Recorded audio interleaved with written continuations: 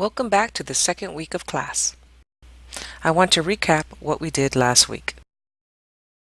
Everyone should be on MyMathLab since this announcement is only going through MyMathLab. I also need to make sure that you have requested a testing center if you are not using Lone Star College Testing Center for your unit tests and final exam. Please make sure you let me know where you will be testing if it is not at a Lone Star College Testing Center. I want to make sure that you're asking questions on the discussion board or emailing me directly. I check both the discussion board and my emails daily. Last week, we should have completed homework 1 and 2 and taken quiz number 1 that's due today, Tuesday, January 22nd. On the discussion board, you should have introduced yourself last week, and this week you need to make sure you reply to your classmates. May I suggest you scroll down to the bottom of the list or resort the list so that you can see the new posts and reply to them. This week we're halfway through the unit, so we need to complete homework 3 and 4 as well as take quiz number 2. You'll have until Tuesday, January 29th to get that one done. Looking forward to next week, you will need to complete the syllabus quiz as it is due at the end of the month, Thursday, January 31st. This quiz was open on the first day of classes, and I want to make sure that you know that you can take this quiz as many times as you want in order to get 100 on it.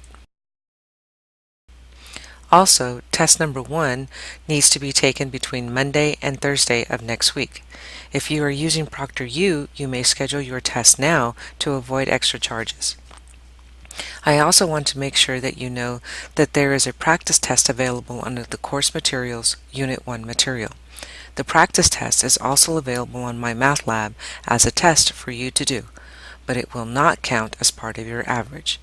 You are more than welcome to take the practice test as many times as you like, as this will give you some sense of how the online version of the test will look like when you take it next week. For this first test, you do not need a graphing calculator, so do not feel that you have to get your hands on one. You do, however, need to know how to read the information you get from the graphing calculator. In other words, I can show you a picture of what I got from using the graphing calculator, and you should be able to interpret these results. In the practice test, I'll say for you to use the RREF function on the graphing calculator, because I do want you to be able to do that. However, on the test, you will not be using a graphing calculator, but you will be allowed to use a 4-function calculator. I'll make sure that the test is designed so that you can do it without a graphing calculator. To summarize this week, finish the second half of the unit by doing homework 3 and 4 and quiz number 2. Think about and schedule when and where you will want to take test number 1 next week. I will send out an email reminder on Monday to remind you that the testing window for test 1 has opened.